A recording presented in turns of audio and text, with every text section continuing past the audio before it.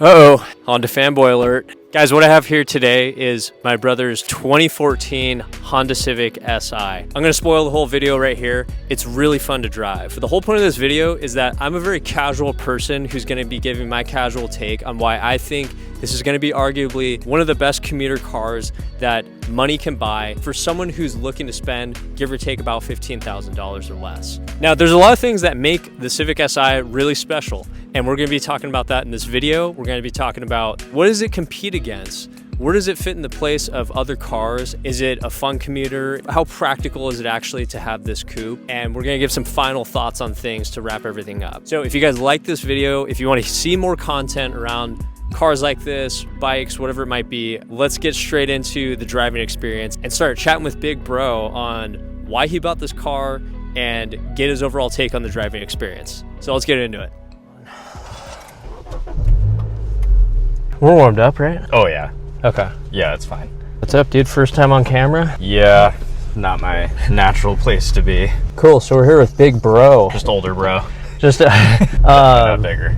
I think the easiest thing to start with is what made you buy this car in the first place. So this is a 2014 Civic Si, right? Yep. Walk me through what, as I try to shift, walk me through the How generations of Civics. Yeah, because historically, like, we've never really been Civic boys, you know. I've actually always been a Honda hater. It changed me. I couldn't tell you all the different generations or the engines that they have. I just wanted something that was going to be cheap to purchase, cheap to maintain, cheap to work on and modify if I wanted to go that route.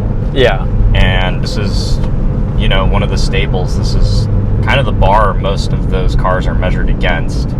Yeah, it is kind of funny because I feel like growing up we'd always just talk shit on Hondas, just because there's so many memes too, just like the and the VTEC hits. But yeah, the irony is that now we're those guys where the VTEC does hit. I think once you drive one, then, you know, form your opinion around that.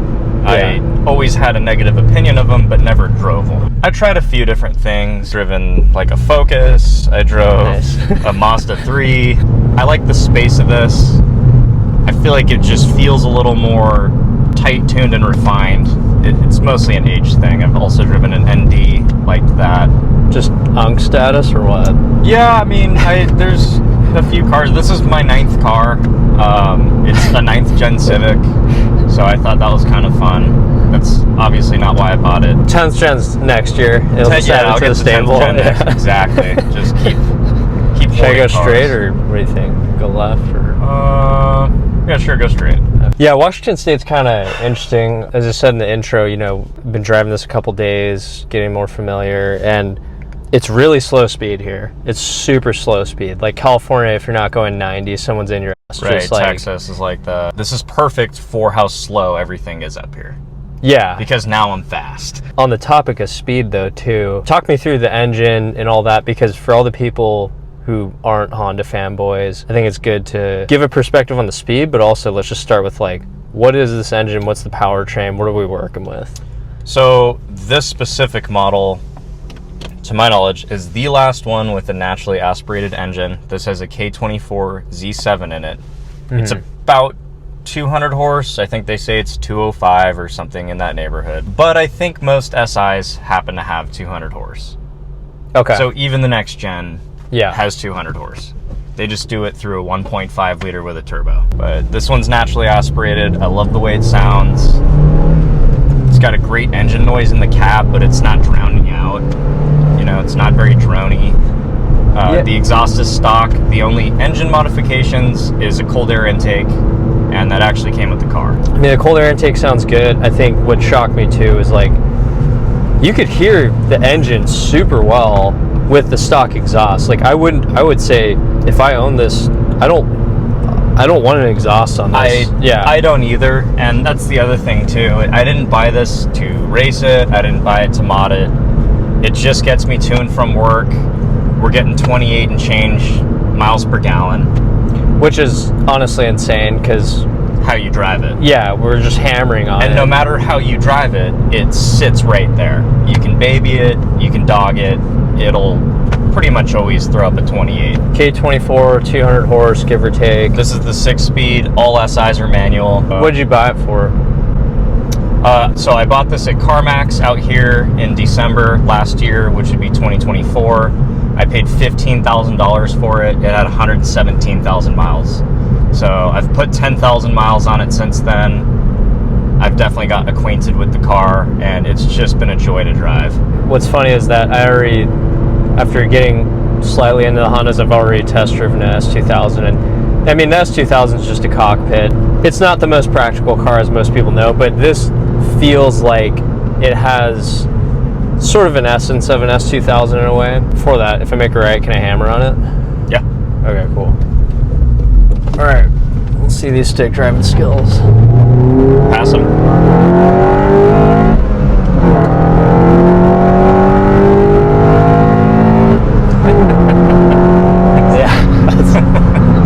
I don't know what face I'm making while I do that, but it feels pretty good. We'll see. And that's the thing is, like, a lot of people will see a reel of a Civic doing a pull on YouTube. Yeah. The speedometer it's never going to wow you.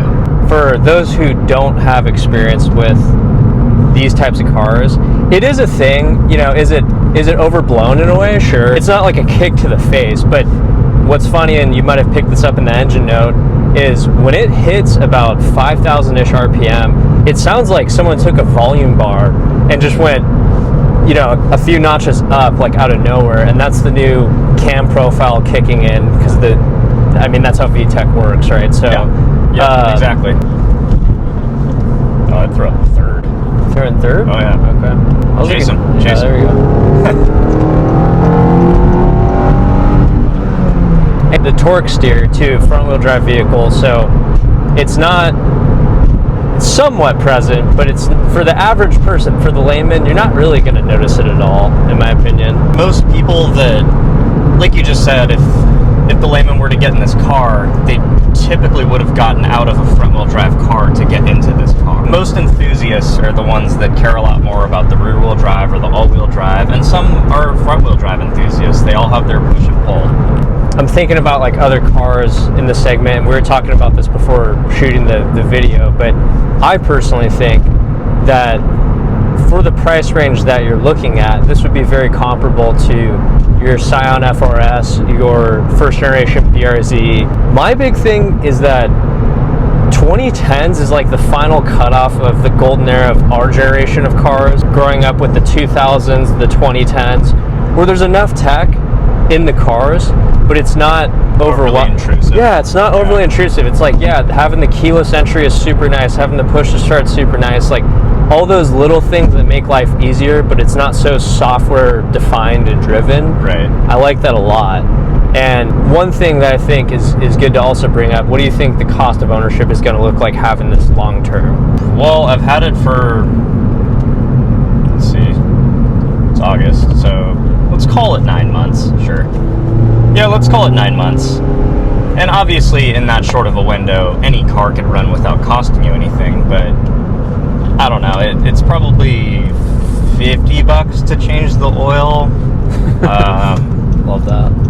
Probably the same price to do the brake pads and stuff like that. I mean, if you get into rotors, it's a few hundred, but it is one of the cheapest cars when things break. As far as the aftermarket goes, if you're looking for body kits and Mugen stuff and all that, I do think you'll have better luck with an 8th gen, and there's some diehard Civic guys that insist that's a better one. This is kind of the black sheep of the Civics, in my opinion. I've heard the engine is kind of the basis for the argument, but I've sat inside the interior of one of those 8th gens, and it honestly, it kind of feels shitty. Like, it doesn't feel that great. I mean, it might have a great engine, but I kind of like the creature comforts of this personally. That's the thing too, and I don't think the engine in this one's worse or less reliable or inherently bad. I just think that when people get in Hondas, they want to scream to that red line of 9,000. This one does have a lower red line. The red line's officially at 7,000. You can pull it to like 72, 74 in that neighborhood and it won't stop you. I like the trade-off of having that lower end torque that isn't found in the 2 liters. It's just a different type of driving, right? I mean, the 2 liters are aggro, you have to follow this left. The 2 liters are aggro. You're going to be wailing on them, and it is a ton of fun. I love it. Yeah, I mean, the cornering, like what we're doing right now. Cornering's great. I don't know if the visual... Just smash it, dude. It's fine.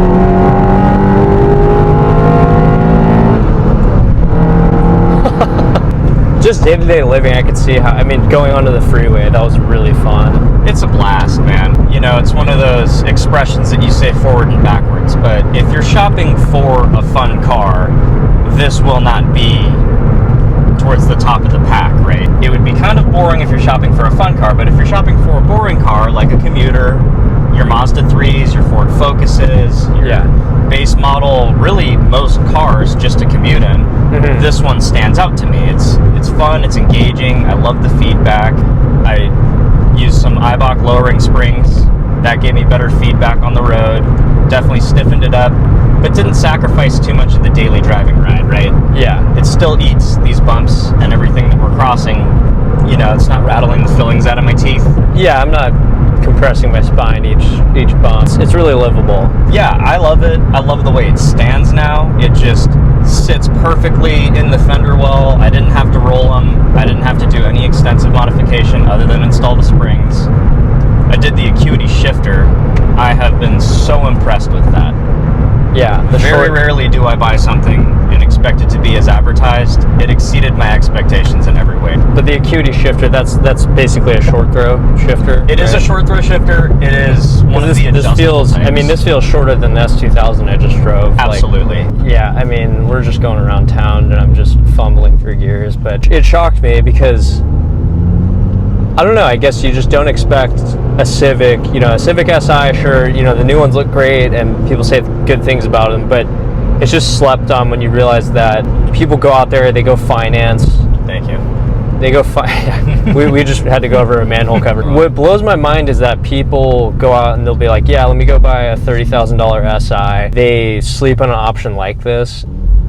Oh, does that? Wow. It holds. It has the rollback. Oh, that's awesome. Okay. Yeah. So if you're on a hill and you're newer to manual, this is one of the easiest manuals I have ever owned. I think this is the 5th manual car that I've bought. I mean, I feel like I can drive stick great when I hop in this, but it's very confidence inspiring. It is. It's very forgiving. It's very hard to stall. Yeah. It just is so friendly and playful. One thing that I've always thought, or my opinion of buying vehicles, is I would almost always rather get an older, higher package model car than a newer base car. Right? Yeah. We're going to pull up to that hill that we're on.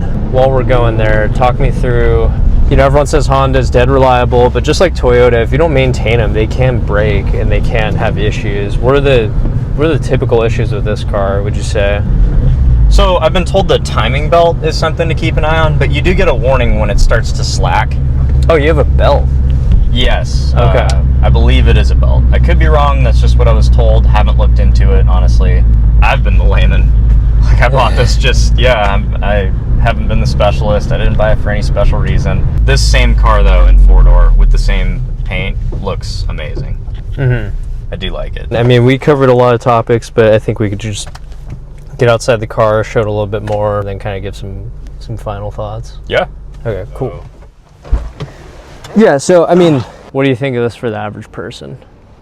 I think it's great, and I think if you've always wanted to get into something manual, I think that this is the best way to do it. It doesn't need to be a 9th gen, it doesn't need to be a coupe, but I do think the Civic Si line, it's such a great place to start. Again, it is so cheap to acquire, it's cheap to maintain, it's cheap to insure. I think it's just a great all-around platform. It's really impressive just with how quick it is and like how usable it is, and it doesn't really feel like a really compromised car in any way. Visibility is great. That's another one, right? I've driven a Camaro. Good luck. Yeah. Like, no, it's the whole car is a blind spot. I just really enjoy how this thing runs, how it sounds, how it feels is the best part of it, right? Yeah. It's not going to wow anybody with the specs, but it's been really fun to work on, and all of the things that I've done, like I said earlier, it's points of engagement and the feedback. Yeah. That was the focal point for me. It's like, how do I make this more enjoyable through the day, realistically?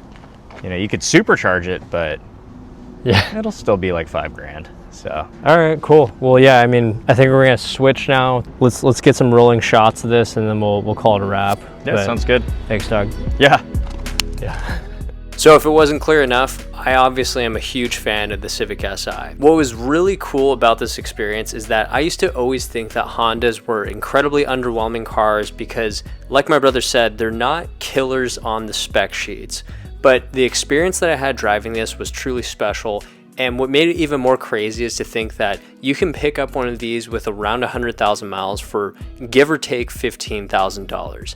Now that's obviously a good amount of money, but for the average Joe and the average person getting into a ton of car debt, I would much rather have this as an option for my daily commuter. I hope you guys enjoyed this video. Let me know if you'd like to see more car reviews in the future, and I'll catch you in the next one.